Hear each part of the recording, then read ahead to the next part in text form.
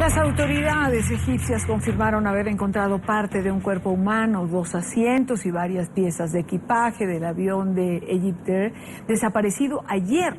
Los objetos fueron localizados al sur de la zona de búsqueda de este vuelo que viajaba de París a El Cairo, recordemos, con 66 personas a bordo. La información preliminar dice que el avión dio varios giros bruscos y finalmente se estrelló en aguas del Mediterráneo. Diana Jayón, nuestra periodista en Francia, nos envió el siguiente informe. El gobierno francés ha asegurado que continuará apoyando todas las logísticas y las acciones de rescate de las partes del fuselaje que han sido halladas en el mar Mediterráneo y que pertenecerían al vuelo 804, al igual que los cuerpos humanos que comienzan también a ser identificados por parte de las autoridades egipcias y que aún se encuentran en el mar. Entre tanto, los familiares de las personas que perecieron en el accidente están pasando por momentos dramáticos y exigen cuanto antes respuestas de qué fue lo que sucedió con la aeronave. El dolor es inocultable para aquellos que enfrentan la pérdida de sus seres queridos. Tras más de 24 horas de angustia, las noticias que se conocen son poco esperanzadoras. Las autoridades ya han descartado la posibilidad de hallar sobrevivientes entre los restos del avión de Egyptair, que ya comenzaron a aparecer en el mar Mediterráneo. Él dejó a sus hijos en París hace una semana y estaba regresando a Egipto por una conferencia. Hablamos con sus hijos ayer, se están quedando en el aeropuerto y desde allá regresarán a Kuwait.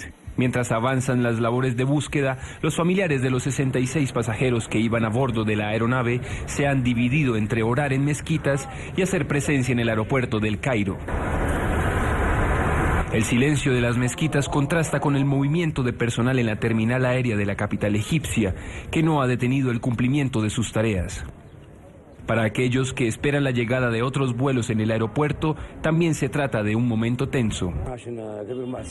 Espero a mi hija, ella viene de Arabia Saudita, no la puedo dejar después de que tomara este viaje de regreso a casa. Hay 10 personas aquí esperándola, todos la extrañamos. No puedo imaginar cómo se sintieron los familiares de los desaparecidos cuando recibieron la noticia.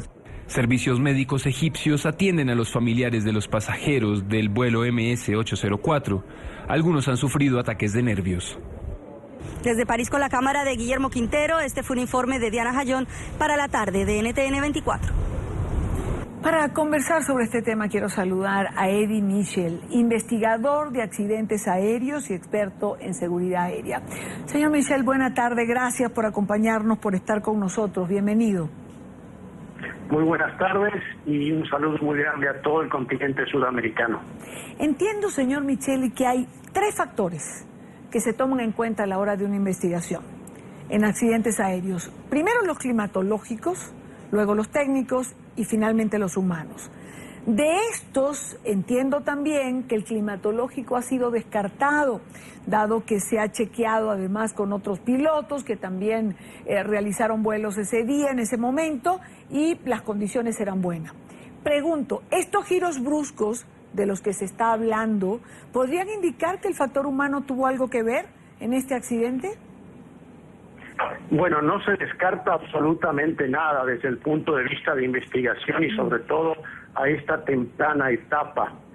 Recordemos que recién han encontrado restos, desgraciadamente restos humanos también, no han rescatado restos metálicos, piezas del avión, lo que pueda indicar presumiblemente lo que sucedió, ni mucho menos las cajas negras. Estamos esperando esto, es muy prematuro dar una hipótesis que decir que hubo una explosión o que hubo un atentado terrorista. Lo que sí, hay algo que es concreto, que es un hecho, es que el avión estaba volando a 39.000 pies de altura y a velocidad de crucero cuando todos los sistemas de transponder y de transmisión de datos a tierra cesaron por completo. A los pocos segundos después de esto, la aeronave comenzó a hacer maniobras erráticas, giros erráticos, hasta que finalmente su nariz bajó y la aeronave comenzó su caída. Esto indica claramente que hubo una despresurización o una falla estructural grave que dejó de suministrar energía a los generadores y a todos los equipos de la aeronave, lo que indica que pudo haber sido, como dije antes, una descompresión súbita que no dio tiempo a los pilotos a pedir ayuda. Ahora, ¿qué razones llevan a una despresurización de este tipo? Es decir, normalmente, ¿por qué ocurre una despresurización? Recordemos que la aeronave es como un globo. Okay, la aeronave se infla, el fuselaje se infla cuando se presuriza, se llama ciclos. Cada vez que cierra la puerta en el gate, la aeronave se presuriza. Inflamos un globo grande y cuando el avión aterriza, el globo se desinfla. Puede haber fallas estructurales en la aeronave donde de tantos ciclos que se le da, puede que haya ciertas piezas por fallas del manufacturador, del fabricante, que estén falladas, o un explosivo adentro. Por más pequeño que sea el explosivo, recordemos que la aeronave, siendo el equivalente a un globo, cualquier fuerza interna hacia afuera que varíe la presión, que fluctúe la presión, puede causar una ruptura del fuselaje, y una ruptura del tamaño de un puño puede despresurizar una aeronave y prácticamente causar un daño 5 veces mayor, hasta que puede obviamente desprenderse parte del fuselaje, componentes del avión. Claro, entiendo cuando... Es decir, usted refiere que puede haber una falla estructural. Entiendo que este avión había hecho o realizado 5 vuelos ese día, es decir, no era el único trayecto que el avión realizaba el día del lamentable siniestro. Sí, el avión había hecho múltiples etapas. Ahora, si aquí se trata de un explosivo, otra cadena me hizo esta pregunta. Yo digo, es muy probable que tal vez, si se descubre que fue un explosivo, que lo hayan puesto en los aeropuertos donde aterrizó anteriormente. Recordemos, Irania, que la seguridad de los aeropuertos mundiales y en Estados Unidos también, el 80% de la seguridad, del personal de seguridad y policías está en la terminal de los pasajeros. Todo lo que sea acceso a aeropuertos, portones donde ingresan los vehículos de servicio, de suministro de comidas, combustible, lo que sea, la seguridad ahí es muy poca. Y prácticamente ahí es donde se puede ocurrir estas brechas de seguridad, donde en teoría una persona empleada en el aeropuerto, ya se ha hecho con el vuelo de los rusos hace un par de meses atrás, pusieron un aparato explosivo dentro del fuselaje con un reloj, con un timer, que puede explotar dentro de cierto tiempo que le ponen. Igual que el avión de Pan American en Lockerbie, en Escocia, hace ya 20 y pico de años.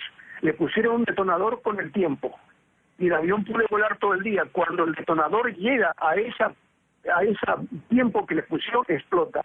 Es muy probable que pudo haber pasado esto, pero repito, muy prematuro también dar esta hipótesis, pero existe el factor humano, existe el factor mecánico, y también puede llegar a existir el factor meteorológico, que si llega a haber hielo y se congelan los pitot, como ha sucedido en estos aviones, sí, puede haber una pérdida de control.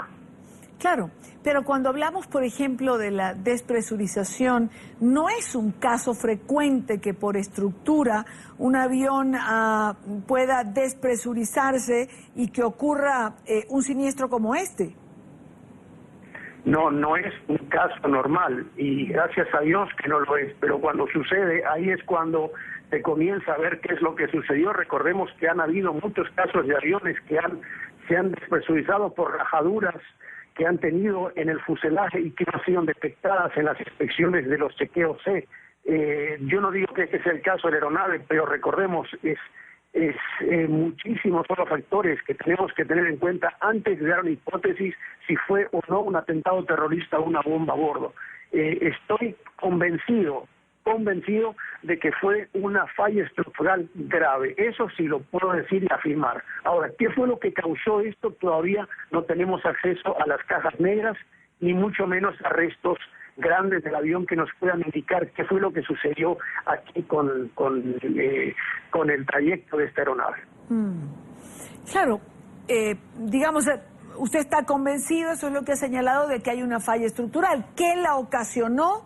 Digamos, es lo que hay que esperar, algún otros indicios o elementos que lo lleven a los investigadores, digamos, a tener una hipótesis que tenga más asideros a lo que pudo ocurrir, pero entiendo también, señor Micheli, que era un avión nuevo, es decir, no era un avión viejo donde alguna falla mecánica, de estructura, de mal mantenimiento, por años quizás pudiese presentarse.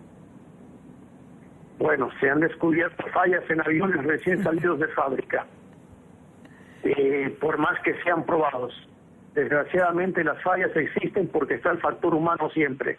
Y ya han habido incidentes y accidentes fatales con aviones relativamente nuevos y nuevos, donde han salido con problemas. Yo no digo que este sea el caso, un caso similar, pero repito, todo en este momento vale, toda teoría vale. Y a medida que van pasando los días y vayan recuperando restos, vamos a saber más y más información. En síntesis, en conclusión, la aeronave tuvo un corte en el suministro eléctrico por completo, volando a la altura de crucero y a velocidad de crucero. 2 o 3 segundos después comenzó a hacer maniobras erráticas y a los 15 segundos comenzó su picada. Eso indefectiblemente, vuelvo a repetir esto, falla estructural, no hay otra, porque no son maniobras voluntarias hechas por los pilotos, de ninguna manera. Quiero agradecer a Eddie Micheli, por investigador de accidentes aéreos y experto en seguridad. Señor Micheli, muchísimas gracias por acompañarnos en el programa. Un gusto, buenas tardes a todos.